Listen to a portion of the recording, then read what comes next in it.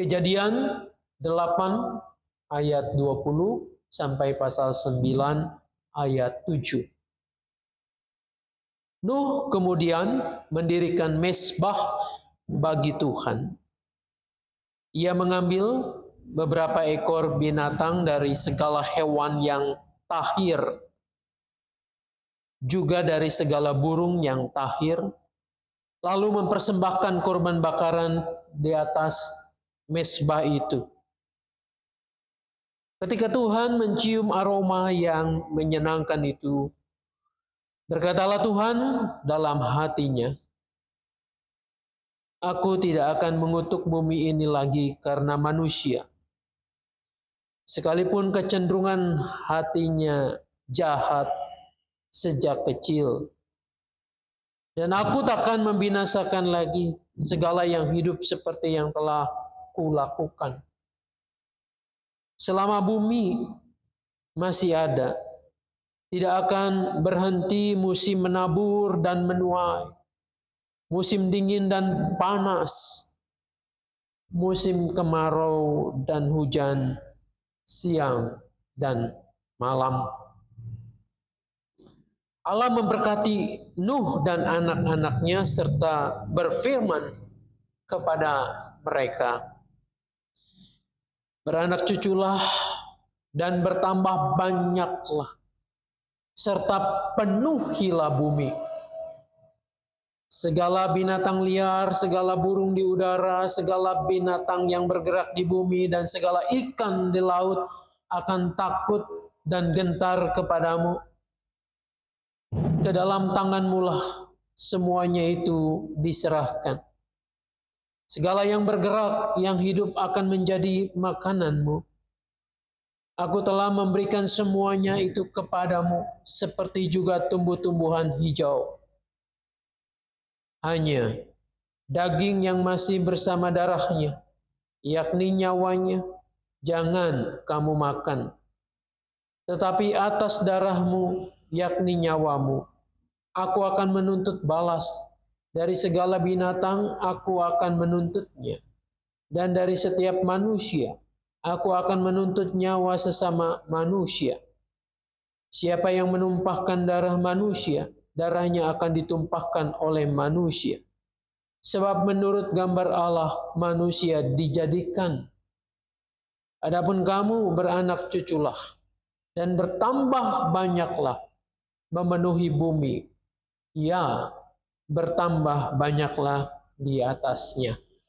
Sampai di sana yang berbahagia, yang mau mendengarkan firman Allah dan yang memeliharanya. Haleluya. Bapak Ibu yang dikasihi dan mengasihi Tuhan, tentu kita pernah mendengar kisah tentang Nuh. Pada zamannya kejahatan begitu masif, sangat mengerikan. Dan Tuhan prihatin dengan kondisi manusia ini. Tujuan semula Allah menciptakan manusia yang dikisahkan dalam Kejadian awal itu, manusia diciptakan menurut gambar dan rupanya. Gambar dan rupa Allah itu bukan hanya harafiah fisiknya. Seperti inilah Allah. Seperti tampilan kita. Bukan itu yang dimaksud. Citra dan gambar Allah, homo imago Dei. Bahwa manusia itu mempunyai ciri dan karakter Allah.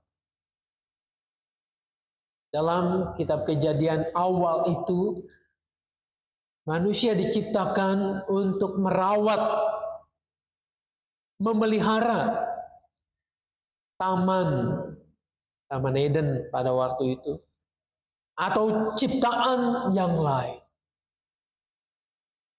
Segala ciptaan itu diserahkan kepada manusia. Manusia berkuasa atasnya. bukan untuk mengeksploitasinya, tapi untuk mengupayakan, untuk memelihara, merawat bumi. Tapi kita tahu perkembangan kemudian sampai memuncak pada zaman Nuh ini, manusia tidak seperti yang diharapkan oleh Sang Penciptanya. Penuh dengan kecenderungan untuk berbuat jahat. Kecenderungan untuk serakah, untuk tamak. Yang ada dalam benaknya adalah bagaimana aku senang, bagaimana aku dipuaskan. Maka tak segan manusia ini merusak alam ciptaan yang begitu sangat indah. Manusia tidak segan untuk melukai sesamanya, untuk membinasakan demi kepuasan nafsunya. Puncaknya Tuhan sudah muak dengan kondisi keadaan yang seperti ini. Sehingga Nuh dipanggil, diberikan perintah untuk membuat bahtera yang sangat besar. Dan dari bahtera itulah akan ditampung makhluk-makhluk hidup yang akan terpelihara di kemudian hari. Tuhan menghukum dengan bencana yang dahsyat. Air bah yang membinasakan semua yang hidup selama 40 hari itu. Tapi Tuhan menyelamatkan sebagiannya untuk kelangsungan hidup yang lebih baik. Selesai air bah itulah, kemudian Nuh melihat melalui burung merpati, air mulai surut. Dan kemudian disitulah setelah bencana terjadi, Nuh mengucap syukur kepada Tuhan dengan cara memberikan persembahan. Seperti ayat yang tadi kita baca. Nuh bersyukur kepada Tuhan oleh karena ia memelihara, menyelamatkan tidak hanya dirinya, tetapi keturunannya dan juga sebagian kecil makhluk hidup yang nantinya akan berkembang lagi. Jadi penyelamatan yang dilakukan oleh Allah bukan hanya manusianya, tetapi segala ciptaan yang lain. Dalam hal ini hewan-hewan, ternak, mungkin juga benih-benih tumbuhan yang nantinya akan bersemi kembali. Jadi pengucapan syukur dari Nuh ini berangkat dari pertolongan Tuhan yang menyelamatkan dirinya, keluarganya, dan seberapa yang bisa ditampung di dalam bahtera itu. Jadi jangan dibalik ya. Orang mengucap syukur atau memberikan persembahan supaya mendapatkan keselamatan. Dari kisah Nuh tidak demikian. Tetapi keselamatan itu terjadi, diberikan oleh Tuhan. Nuh tidak menjadi bagian yang binasa.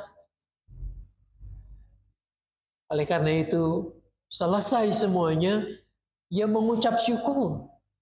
Tentu rincian persembahan yang diberikan jelas adalah persembahan yang terbaik.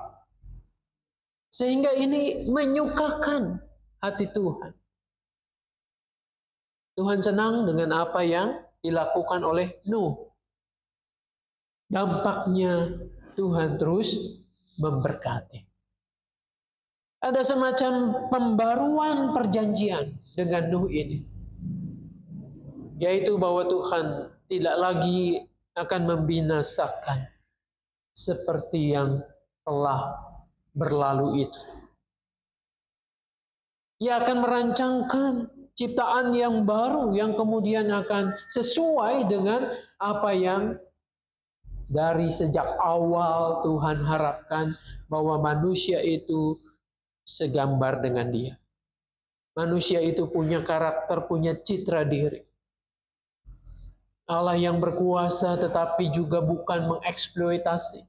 Demikian pula manusia diberikan mandat kekuasaan bukan untuk mengeksploitasi buat dirinya, tapi memelihara demi kesinambungan yang terus-menerus. Sehingga akan ada damai sejahtera, akan ada kemakmuran, akan ada apa yang menjadi impian itu, cita-cita dari awal.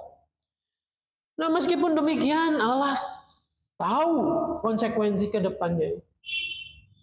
Bisa jadi ada manusia yang berusaha kembali untuk melakukan kesalahan-kesalahan yang fatal. Apakah dengan demikian lalu Allah membebaskan saja manusia itu? Karena Ia mengatakan, aku tidak akan membinasakan lagi. Apakah Allah toleran dengan dosa dan pelanggaran yang dibuat oleh manusia yang punya kecenderungan serakah ini? Jelas tidak. Tuhan di situ dengan jelas mengatakan, aku akan menuntut balas dari segala binatang. Aku akan menuntut balas kalau manusia itu menumpahkan darah. Jadi menarik di sini bahwa manusia akan dihukum, akan dibalas Tuhan, bukan karena ia berbuat jahat terhadap sesamanya saja, tapi bahkan terhadap hewan sekalipun Tuhan akan mengadilinya, menuntut balas itu ketika memperlakukan hewan ciptaan yang lain itu dengan seenaknya. Jadi di sini Tuhan menginginkan sebuah tatanan yang baru yang dipercayakan pada manusia, dan manusia itu harus mengerjakan seperti apa yang Tuhan kehendaki. Namun ketika manusia melanggar perjanjian ini, maka yang terjadi tetap diminta untuk mempertanggungjawabkannya, bahkan atas hewan sekalipun. Dan saya bayangkan bahkan atas bumi seluruhnya sekalipun, ketika manusia tidak bertanggung jawab atas ciptaan Tuhan ini yang dipercayakan kepadanya, maka hukuman juga akan terjadi. Saudara, ini kan yang kita kelihatan.